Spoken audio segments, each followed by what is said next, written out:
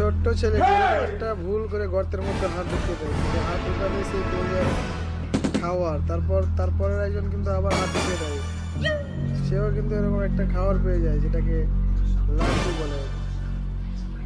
দ্বিতীয় জন হয়ে গেল, তৃতীয় জন দেখা যাক সে কি পায়। আরে দেখি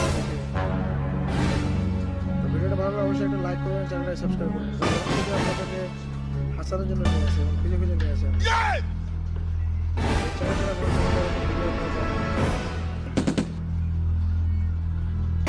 সাপোর্ট করে যাবেন, কারণ আপনাদের একটা সাবস্ক্রাইব আমাদের নতুন ভিডিও করার কিন্তু উৎসাহ দেয়।